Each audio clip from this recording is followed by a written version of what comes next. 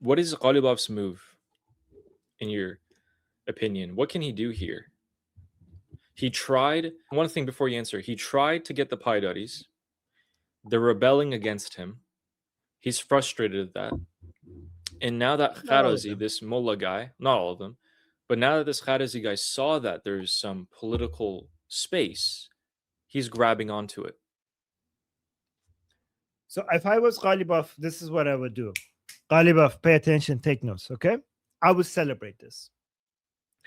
I would pick this man as a grenade and throw it at everybody, okay? Because I can't go lower than where I am right now in popularity.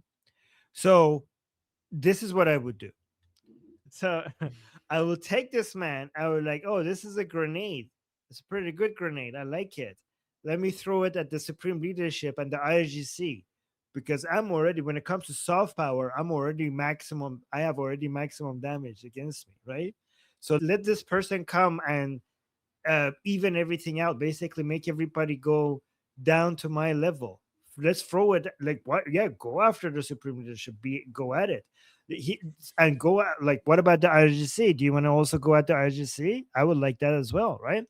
And here's what I would do. On top of that, I will also pick these guys and be like, hey, Iranian people who want regime change, look at this boogie boogie. Look at this scary. Oh my God. Look at this scary, scary. Look at this. Look at this jihadi guy, right? Whoa, scary, right? You tried your regime change. It didn't work out for you. You were trying to do regime change, huh? But look at this. You want this scary guy? You want to, what do you want? You want to, you didn't get Pahlavi, but you want, like, since you get Pahlavi, it's either me or these people, right? So I will basically bring him, like, okay, let him speak, let him put him out there, and everybody for everybody to compare me to him, right? That's great. Like, get the radicals out there. In fact, give them all the airtime. Let's set up debates between our people and their people. So the Iranian people are like, oh my God, we thought it couldn't get worse. It could actually get worse. If we have something more radical than Khamenei, holy shit, I don't want that. Okay, Ghalibaf, please come save us. That's what they want to do, right? So that's what Ghalibaf would do. And on top of that, I would now I would use the reformist cars, because I don't want to call these people out. I'll just get Rouhani and Zarif to come out and say, because they're already hated, extremely hated.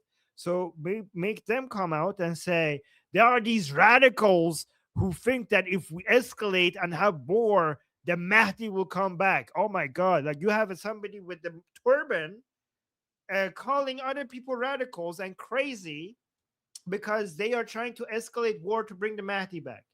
And people are like, oh my God, like, yes, you're right. I mean, you guys are radical, but not that radical. These people actually want war for the sake of war. And we're tired of war. So maybe we should just be satisfied with this version of this so-called more moderate version of the Islamic Republic. Because remember, Rouhani came, and so this is exactly what he did, by the way. I think this is why all of a sudden you saw now the reformers making a comeback, because we weren't seeing Zarif and Rouhani for a long time, right? And now they're coming out and giving speeches, and now all of a sudden, I told you before that remember, guys, I told Ali, remember months ago, I said, guys, Rouhani and Zarif have been sidelined, but that, don't underestimate them. They will come back when they're needed. Remember that? I like, because a lot of people assume that it was the end of them, and I'm like, nope. Don't underestimate Rouhani and Zarif. It will be their turn one day, and they will eventually bring them and use them. And this happened yesterday or the day before yesterday. It happened exactly as I predicted. Rouhani and Zarif were on camera, and Rouhani came out and said this, guy, I kid you not, he said this. He said he was talked when Ali Khamenei was alive. And Rouhani, by the way, Rouhani is now remembering so many conversations with Ali Khamenei. And there's no Ali Khamenei to come and say, like, that never happened. You know what this reminds me of? Aisha, Muhammad's wife. After Muhammad died, Aisha kept on saying, like, oh, I remember Muhammad saying this. I remember Muhammad saying that. I think she learned from Muhammad, because Muhammad, every time he needed something, you're like, I'm getting a verse from God. God says, cut that out. I don't like that. Cut it out. Cut it out. I just got a revelation from God that says you should cut it out because I don't like it. So Muhammad was doing that. And Aisha was like, oh, okay, I'm taking notes, right? Because Aisha one day told, there's hadith that Aisha told Muhammad that, wow, it's very convenient that God keeps giving you verses every time you want something. God gives you exactly that verse. There's a hadith that Aisha said that. So when Muhammad died, Aisha is the number two source of Islamic hadith, because she kept on saying, I remember Muhammad saying this, I remember Muhammad saying that. So to make things happen her own way for the war that she had with Ali. Okay. And now Rouhani is doing the same thing. Ali Khamenei is dead. So Rouhani is going and like, hey, I remember Khamenei having this conversation with me. I'm remembering Khamenei having that conversation with me. And Ali Khamenei is dead, so nobody can do anything about it. So this time he came out and he said, Ali Khamenei told me that there are these people who came out and told me that I have a. Ali, do you want to hear this, or is this getting too much detail? Because I think this is interesting. This is very important for people Okay. to realize. Yeah.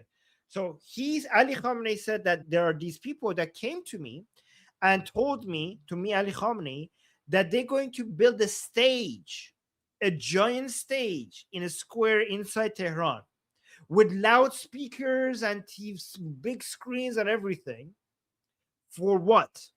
For when Mahdi comes, they have a stage for him to talk so that everybody could hear him, with loudspeakers and everything. They went to Ali Khamenei like, hey, can we build a stage so that we're ready when the Mahdi comes? And Rouhani says that Ali Khamenei told Rouhani that he told those people that what if the Mahdi doesn't come in 300 years? Like, are you crazy? So Rouhani was trying to show that Ali Khamenei was not as crazy as Durka Jihadi as these crazy people that were trying to build that stage. And Rouhani said that these are the same people who want war, who want to escalate war with the United States and Israel, not because it's good for Iran, but because they want to have maximum escalation. So because that will bring the Mahdi back. That will bring the Mahdi. So he's saying like, look, we are taken hostage by these crazy, like this is a guy with a turban saying that the country has been taken hostage by these jihadi crazy people who want war with Americans and Israelis for the sake of bringing the Mahdi. So this is a way for the Islamic Republic to try to show to the Iranian people that you might not like us.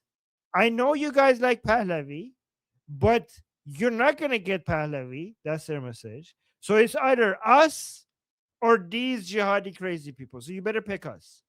This is why I've been telling people for the past 8 years, I think, that our main enemy is not the crazy jihadi Durka people. I mean, they're all crazy jihadi Durka people, jihadi people. Our main enemy is these are the people who are standing between us. The Durka jihadi people are going extinct.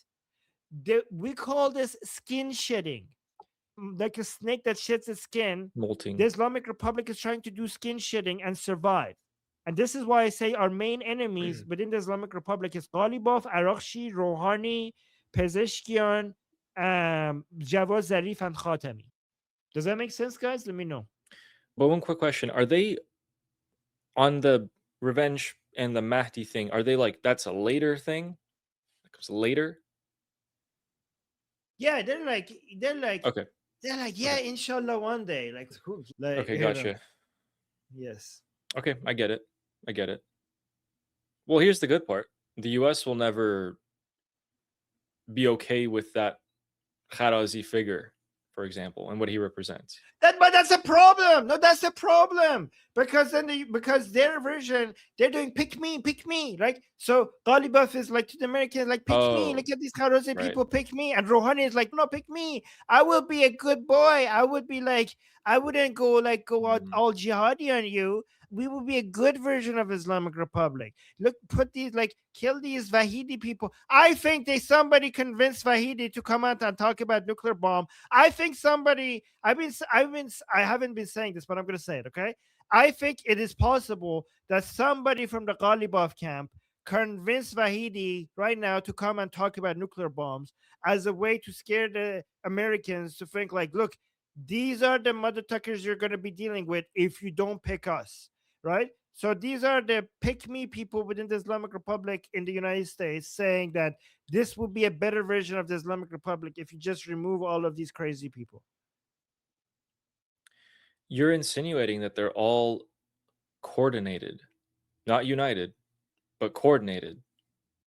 Well, I mean, there is a real internal division. Right. They're not united, but they're coordinating because Ghalibaf's happy when Vahidi comes and says we're gonna follow through with nuclear weapons. And Ghalibaf is also like, happy. Look, this is like, yeah, exactly. They're happy because so deal like, with me. That's the problem. Deal with me, Ghalibaf. Yes. And he's also happy when this Durka comes out and says the things that he says. We're going to turn Iran into an Islamic state. He's also happy when that happens. So he's happy with Vahidi. He's happy with the religious Durka Kharazi because he's the best option. He is the most moderate, quote unquote, logical person. But of course, this all depends. So it looks really good for Ghalibaf, but it depends if the US is going to try to make an actual successful deal with the Islamic Republic, which I don't think that's the case. Okay, so what we just explained to you guys is what the Islamic Republic is doing.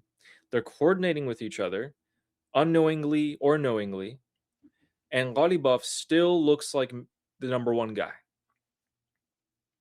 which is why he's so important. You know, if he's really important, guys. Mossad, he's really important. Really, if he was taken out, I think we'd look be at this. Fine Star is saying, I swear Ghalibaf follow Armin closer than he follows the Quran. And then Omid was saying, yeah, he's sitting with his notepad right now, taking notes. You know what, guys? I categorized the Islamic Republic into 4 parts, and Ghalibaf came out months after that and copied my 4 categorization thing. Yes. Yeah. I'm just kidding. So for anyone who couldn't follow any of that, like Wes is saying I couldn't follow any of that, basically, we just explained the internal Islamic Republic politics. What they're trying to do is they're trying to present a best option to the United States so the United States see them as logical and makes a deal with them. They're trying to stay alive. They're trying to keep the Islamic Republic alive. They'll molt, they'll shed skin, they'll metamorphosize into something different to keep themselves alive. That's what they're trying to do.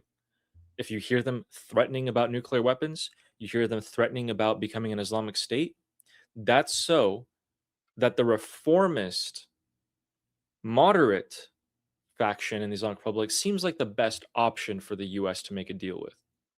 That's what they're trying to do. That's their, I guess, way out.